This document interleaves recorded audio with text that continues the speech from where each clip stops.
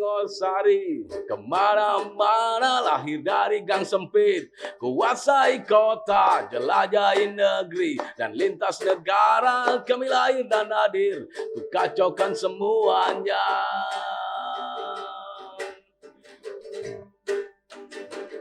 Wih, lari.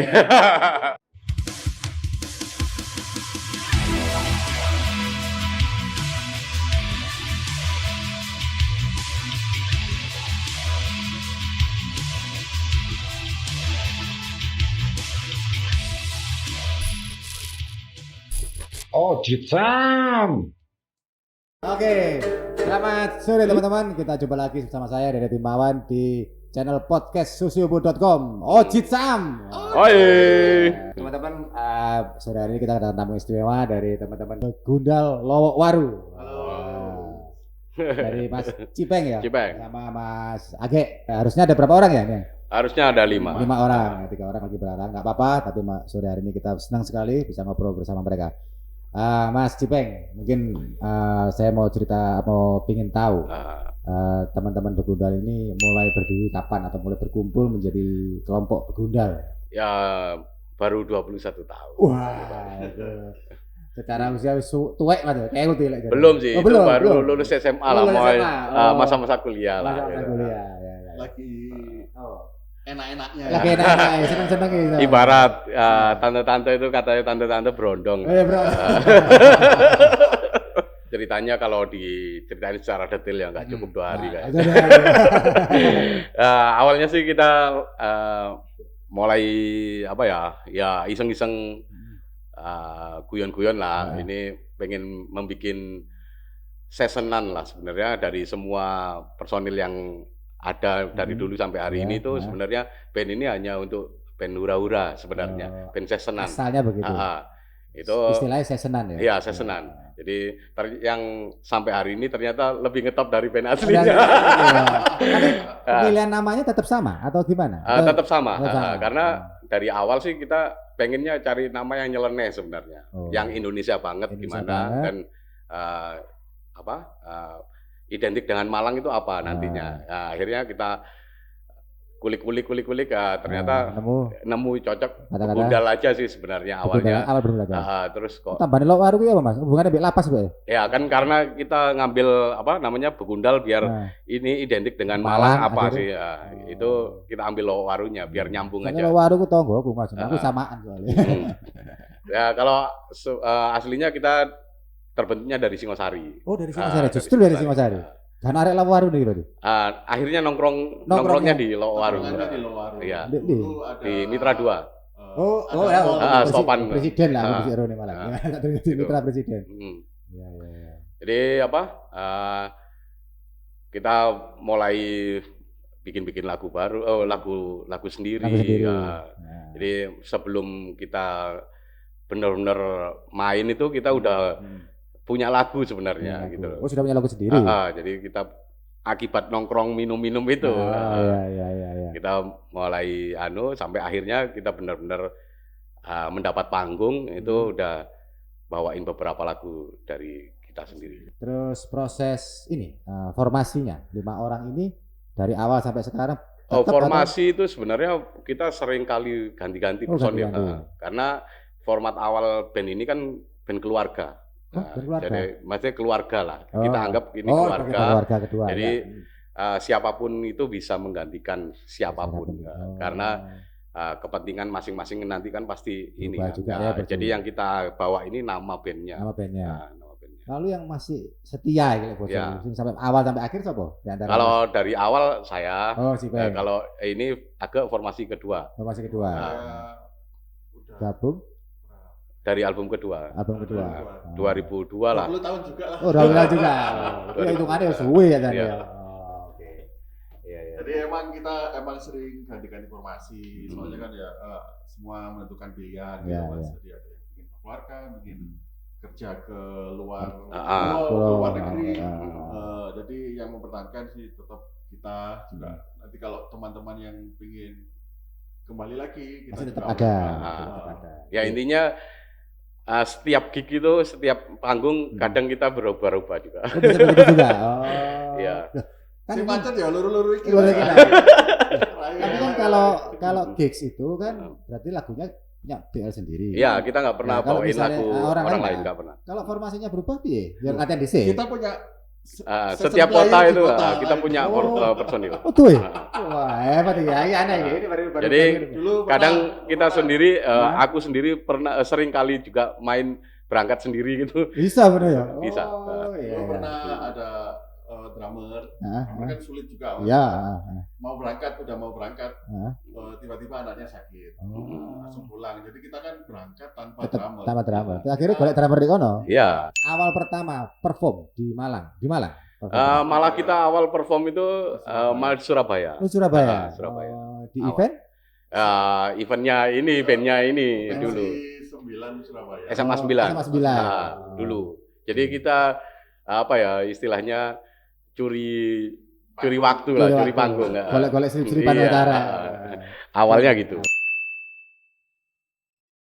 Sebenarnya sih kalau Apa jenenge sakjane? kalau diomongin genre ya, kalau secara pola pikir kami untuk Beguna Lowaru ini punk. Oh, ya. punk.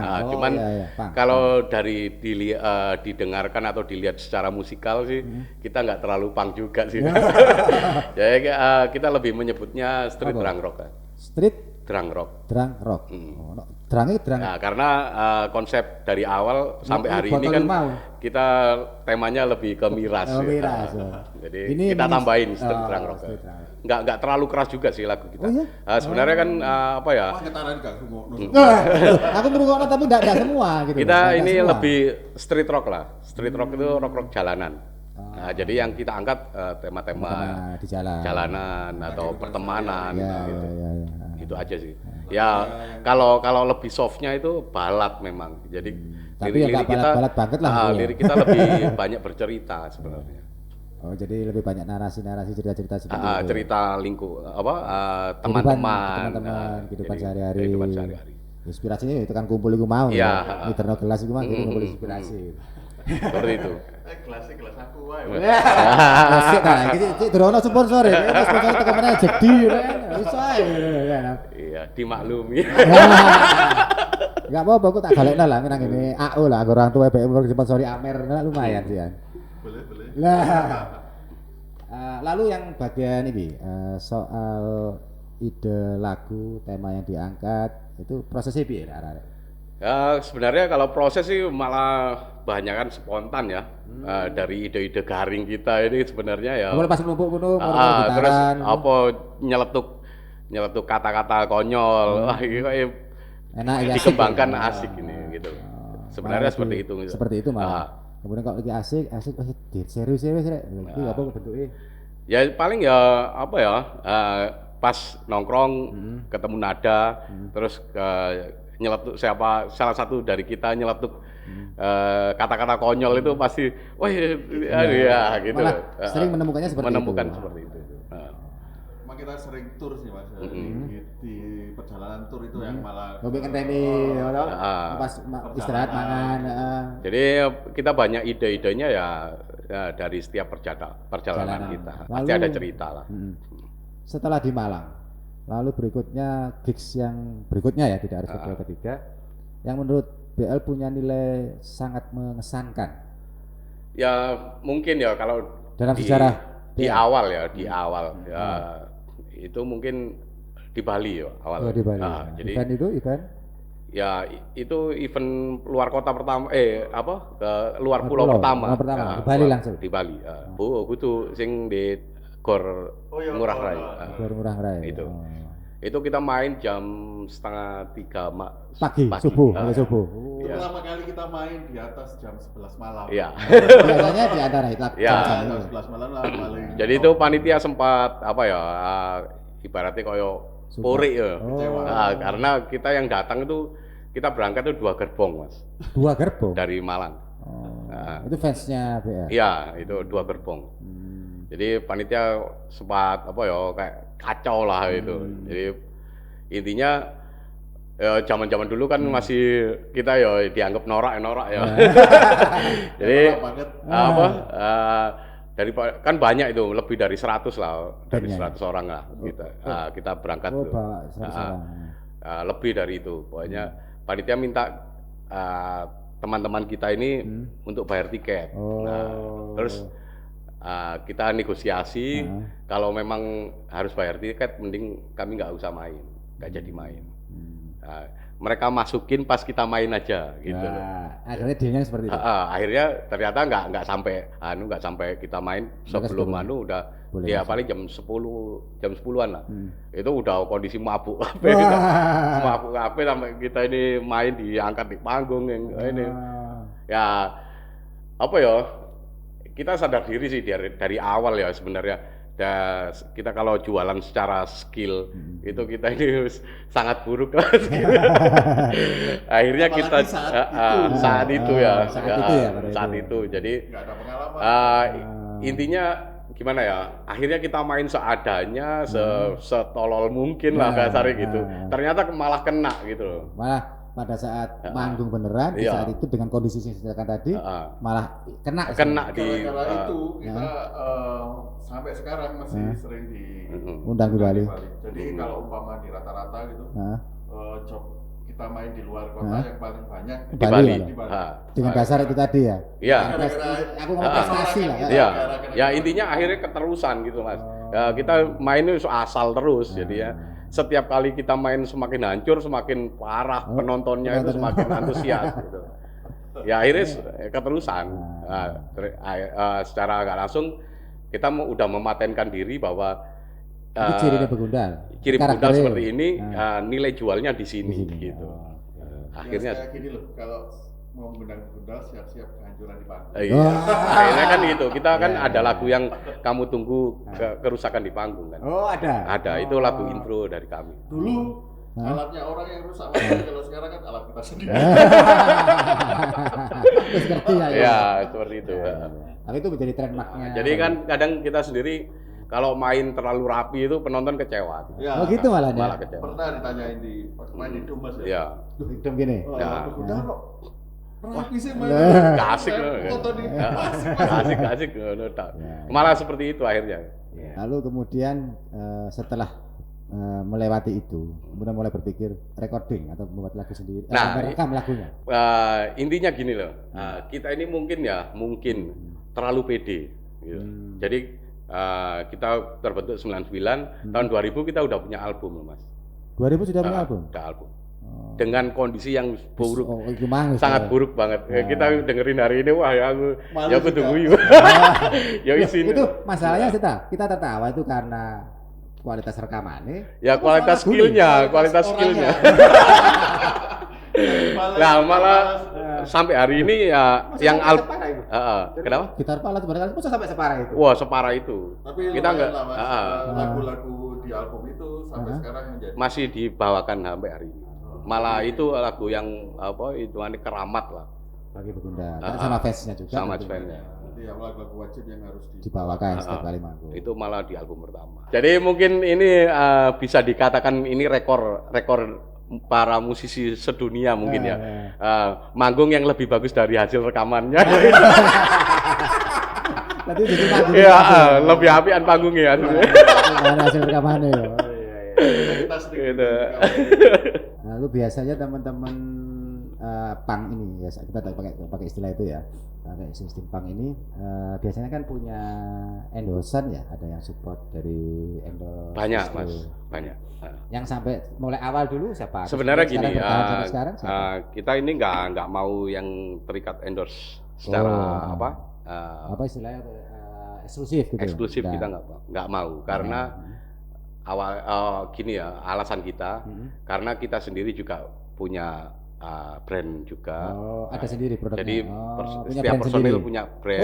Personil punya brand. Jadi terus teman-teman rata-rata semua distro yang di sini kan juga teman-teman juga gitu, yang awalnya dulu band-bandan. Kesempatan lah akhirnya kita susah untuk menolak mereka gitu. Ketika ini bantu promo dong atau awal-awalnya seperti itu. Meskipun sampai hari ini akhirnya kita berbayar gitu.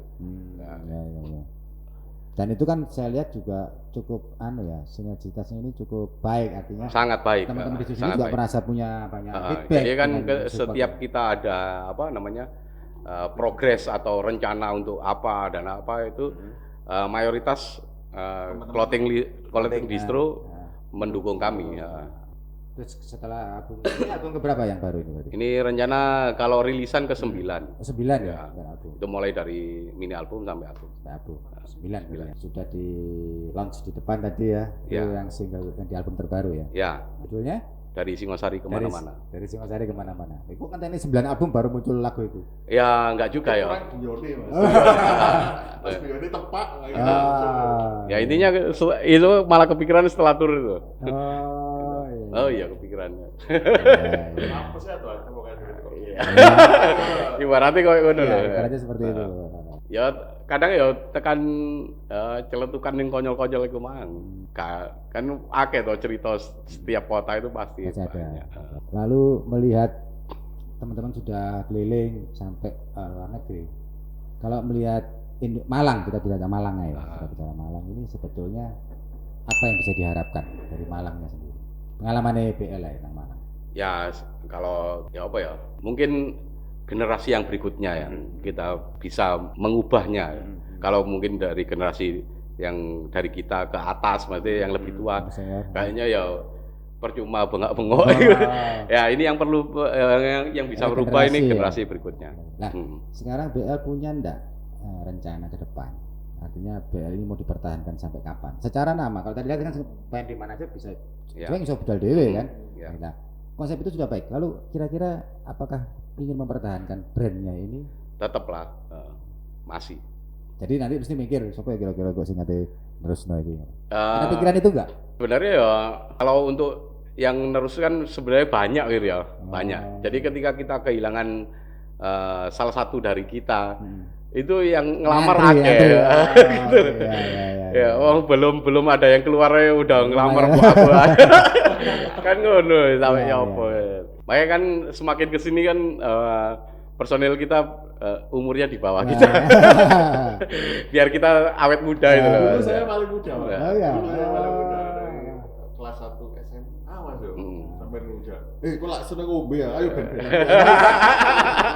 Standar itu loh. Standar. Jadi kriteria kita ini sebenarnya cari personil yang kurang ajar ya. Enggak untuk skill enggak terlalu. Pengalaman fenomenalnya kan itu mau ya kan. Terus ini, saya enggak tahu. Ini kalau di duniaku entertain figur wedok itu lah menjual. Ya. Nah, pernah enggak terpikir BL pengen ya, bukan anggota tetap, Bu Edison atau Bu Fitur sempat ada. Nah, tapi ya akhirnya kita ngerasa aduh terlalu ribet gitu, terlalu ribet dengan wanita ya. Masih belum ada yang ketemu yang cocok sih. Jadi dulu pernah ada yang ya memang satu geng kita, akhirnya ya ribet ini. Kita tetap jalan dengan semua cowok. Tapi mungkin enggak kolaborasi itu. Mungkin, tapi sampai hari ini kita belum menemukan yang sosok yang kita inginkan gitu. Maksudnya secara attitude-nya mungkin, secara cara nyanyinya juga salah satunya itu. Karena yang sepengetahuan kita di luar genre punk ya. Kalau di luar genre punk mungkin masih ada kayak metal atau hardcore. Banyak. Masih banyak ya. Tapi untuk punk itu kuatirnya gitu loh. Cara nyanyinya itu gak sesuai yang kita inginkan gitu. Kuatirnya karena ada beberapa dari band lain yang udah kolaborasi sama cewek kok kita dengerin wah nggak cocok ini. Gitu. Terlalu manja gitu. Gitu. Makanya saya Lalu kalau misalnya kolaborasinya dengan grup lain atau dengan genre yang lain? Pernah dulu album. Itu split album sih. Oh, split album. Sebenarnya kolaborasi awalnya itu sama stand up comedy. Malah sama stand up comedy. Terus kita performnya pakai orkestra. Jadi yang main kita sendiri. Nggak ada band lain. Nggak ada band lain. Nah, kalau konsep secara gigs atau event besar itu pernah enggak BL punya pikiran, itu tadi saya bilang mungkin awal kerjasama dulu, tapi dengan beda banget ya. Lalu kemudian ternyata pada satu pertunjukan menjadi satu bentuk utuh pertunjukan tapi BL ada di dalamnya gitu. Bisa ya? Ada keinginan seperti itu. Malah dulu kita kepingin ada beberapa lagu yang kolaborasi sama Kulintang atau ini Gendang. Musik diatonis. Pentatonis ya. Iki apa? Gamelan. Gamelan. Pengennya begitu. Dulu. Cuman kita mikirnya recordingnya yang susah ini. Terus ke depan ini album ke-9 ini rencana? Ya rencana kita mau tur lagi lah. Ngelanjutin tur Asia Tenggara juga yang negara yang belum pernah mungkin ya. Mungkin pengennya ya ke Vietnam, Laos gitu. Ya pengennya ke Filipina juga tapi terlalu jauh. Korea Selatan ya. Terakor. Terlalu jauh rutenya ini. Tapi belum ya terhambat Covid ini.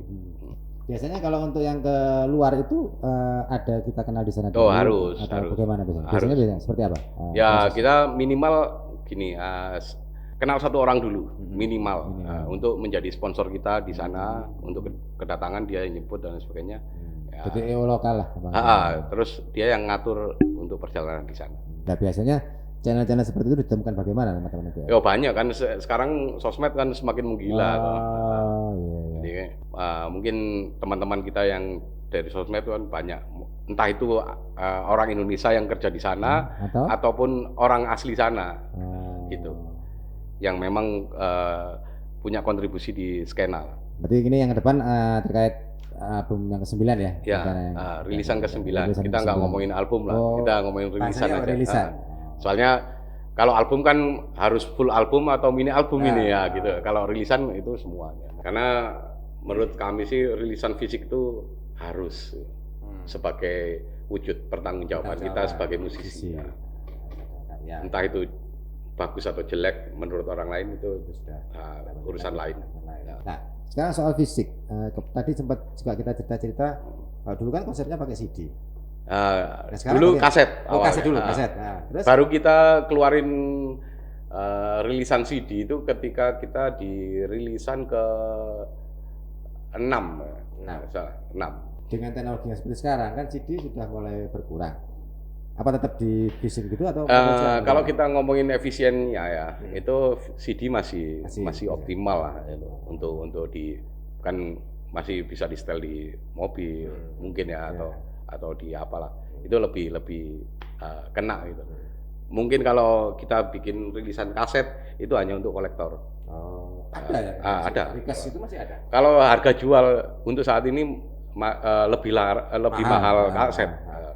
Lebih mahal. Tapi request untuk yang bentuk banyak. Kaset itu masih ada. Banyak. Lalu dengan teknologi sekarang media kayak Spotify dan segala macam itu? Ya sebenarnya itu hanya untuk pendengar-pendengar kita yang malas saya sih. Maksudnya untuk yang lebih milenial ya, lebih milenial yang kayak kan nggak mungkin loh kita kemana-mana harus bawa CD dan sebagainya. Itu diperlukan. Diperlukan. Dari salah satu dari kita, seumpama siapa yang dapat job, berarti dia yang handle. Oh gitu. Dari semuanya menggantikan posisi manajernya. Jadi itu. Disebutnya oleh Jago. Ya. Iya, belum tentu juga. Jadi aku mikirnya gini Mas, kalau dipegang orang lain, ini buat apa? Kalau ujung-ujungnya keputusan kembali ke kita. Kalau memang kita pasrahkan ke orang lain, ya semuanya kamu yang atur, kita tinggal datang, kita main, jadi semuanya kamu yang handle, gitu loh. Jadi mulai dari budgeting dan lain sebagainya, itu kamu yang punya keputusan. Gitu. Kalau nanti ujung-ujungnya kita balik lagi ke kita yang memutuskan buat apa, gitu. Dan selama ini sudah fine-fine aja ya? Fine-fine aja. Untuk ini bahasa atau syair lagu itu ada yang bahasa Inggris juga atau? Mungkin di awal album pertama masih bahasa Inggris, cuman bahasa Indonesianya ada beberapa lah, tapi masih 50-50 lah. Tapi semakin kesini semakin banyak bahasa Indonesianya. Dengan pemikiran? Ya segmen kita masih Indonesia. Oh begitu. Kalau untuk orang luar negeri sebenarnya mereka nggak terlalu peduli bahasanya. Nggak terlalu peduli. Kalau menurut mereka pas kita main kayak kemarin di Singapura sampai Thailand, kalau menurut mereka sesuai dengan adrenalinnya, mereka langsung wah antusias. Tanpa lihat bahasanya. Tanpa lihat bahasa. Dan akhirnya ini ada cerita sedikit konyol juga. Ini ada bule dari ingin di Jerman di dari Jerman yang kebetulan nonton kita di Thailand. Akhirnya mereka mau datang ke Malang hanya untuk pengen lihat kami main di sini. Jadi sampai dia niat gitu. Aku pengen ke Indonesia, lihat kalian. Kotamu di mana? Aku pengen lihat kamu main. Baik, Mas Cipeng, Mas Age, ada lagi yang mungkin bisa diceritakan tentang ya tergantung pertanyaannya. Kalau saya tanya, ini soal ini sing rada saya belum juga penasaran tapi apakah fee itu menjadi sesuatu yang utama? Bisa iya, bisa enggak. Bisa apa iya, yang mengatakan iki iso Mas, ini enggak gitu ini. Jadi kita sampai hari ini untuk soal fee kita masih fleksibel. Kan masih taruh kayak itu ya sih, nanti ini. Protokol lah Mas. Istilahnya iya. nilai terendahnya berapa gitu. Dukungan dari pihak pemerintah kota karena Anda di Malang, kemudian mengambil juga. Nggak ada. Nggak ada. Cepet jawabnya. Nggak ada.